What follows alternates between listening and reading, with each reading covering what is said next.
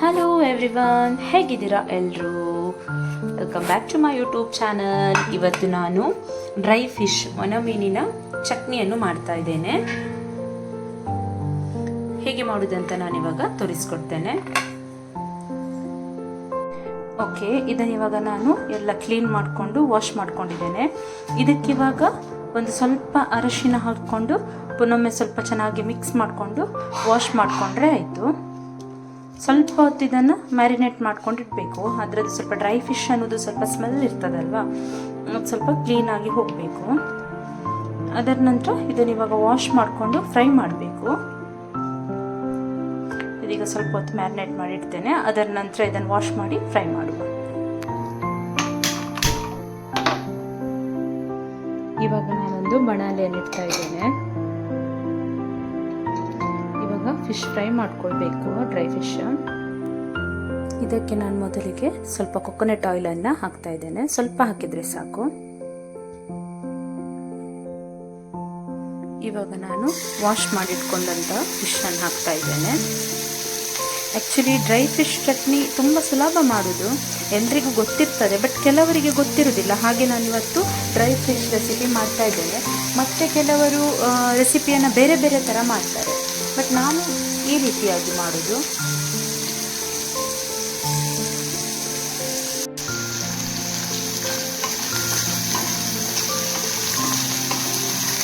ಇದನ್ನಿವಾಗ ಚೆನ್ನಾಗಿ ಫ್ರೈ ಮಾಡ್ಕೊಳ್ಬೇಕು.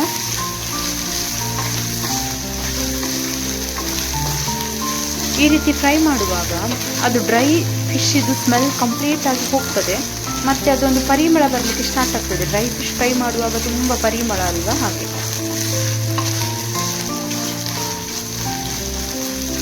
ಈ ರೀತಿಯಾಗಿ ಫ್ರೈ ಮಾಡ್ಕೊಳ್ಬೇಕು.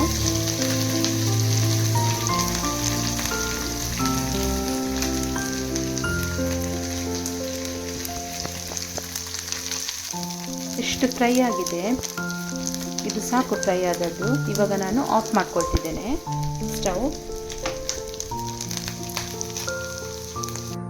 ಇವಾಗ ನಾನು ಒಂದು ಬಾಣಲೆಗೆ ಒಂದು 5-6 ಮೆಣಸನ್ನು ಹಾಕ್ತಾ ಇದ್ದೇನೆ, ಒಣಮೆಣಸು. ಇದನ್ನು ಸ್ವಲ್ಪ ಫ್ರೈ ಮಾಡಿಕೊಂಡ್ರೆ ಸಾಕು, ಜಾಸ್ತಿ ಫ್ರೈ ಆಗಬೇಕಂತ ಇಲ್ಲ. ಇದನ್ನು ಸ್ವಲ್ಪ ಫ್ರೈ ಮಾಡಿಕೊಂಡು ಸ್ವಲ್ಪ ಫ್ರೈ ಮಾಡ್ಕೊಳ್ಬೇಕು ಹೀಗೇನೆ. ಇವಾಗ ಇದಕ್ಕೆ ನಾನು ಬೆಳ್ಳುಳ್ಳಿ ಹಾಕ್ತಾ ಇದ್ದೇನೆ. ಬೆಳ್ಳುಳ್ಳಿ ಕೂಡ ಜಾಸ್ತಿ ತಗೊಳ್ಳಿಲ್ಲ, ಒಂದು 5-6 ಉಂಟು ಅಷ್ಟೇ. ಇದನ್ನಿವಾಗ ಫ್ರೈ ಮಾಡಿಕೊಂಡ್ರೆ ಆಯಿತು. ಓಕೆ, ಸಾಕಿದು. ಇವಾಗ ಫ್ರೈ ಆದದ್ದು ಸಾಕು. ಇವಾಗ ಸ್ಟವನ್ನು ಆಫ್ ಮಾಡ್ಕೊಳ್ತಿದ್ದೇನೆ. ಇದರಲ್ಲಿ ಒಂದು ಅರ್ಧ ತೆಂಗಿನಕಾಯಿಯಲ್ಲಿ ನಾನು ಅರ್ಧದಷ್ಟು ತೆಂಗಿನಕಾಯಿ ತಗೊಂಡಿದ್ದೇನೆ. ಅದಕ್ಕೆ ನಾನು ಫ್ರೈ ಮಾಡಿಟ್ಟಂಥ ಹಸಿಮೆಣಸು ಮತ್ತು ಬೆಳ್ಳುಳ್ಳಿಯನ್ನು ಸೇರಿಸ್ತಾ ಇದ್ದೇನೆ. ಅದಾದ ನಂತರ ಅದಕ್ಕೆ ಸ್ವಲ್ಪ ಹುಣಸೆ ಹುಳಿಯನ್ನು ಹಾಕಬೇಕು. ನೋಡಿ, ಇಷ್ಟು ಹುಣಸೆ ಹುಳಿ ಸಾಕು.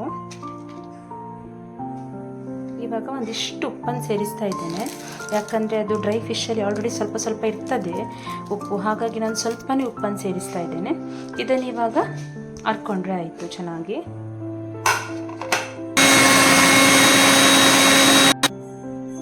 ಓಕೆ, ಇವಾಗ ಚಟ್ನಿ ಆಗಿದೆ ಪೌಡರ್ ಮಾಡಿ. ಈ ರೀತಿಯಾಗಿ ಚಟ್ನಿ ಮಾಡೋದ್ರಿಂದ ಇದರಲ್ಲಿ ತುಂಬ ಅಂದರೆ ಖಾರ ಹುಳಿ ಚೆನ್ನಾಗಿ ಮಿಕ್ಸ್ ಆಗಿರ್ತದೆ, ತುಂಬ ಚೆಂದ ಇರ್ತದೆ. ಇದು ಗಂಜಿ ಊಟಕ್ಕೆಲ್ಲ ತುಂಬ ಚೆಂದ ಆಗ್ತದೆ ಈ ರೀತಿಯಾಗಿ ಮಾಡೋದ್ರಿಂದ. ಇವಾಗ ಇದಕ್ಕೆ ಆಗ ಫ್ರೈ ಮಾಡಿಟ್ಟಂತಹ ಡ್ರೈ ಫಿಶನ್ನು ಹಾಕ್ಕೊಳ್ಬೇಕು.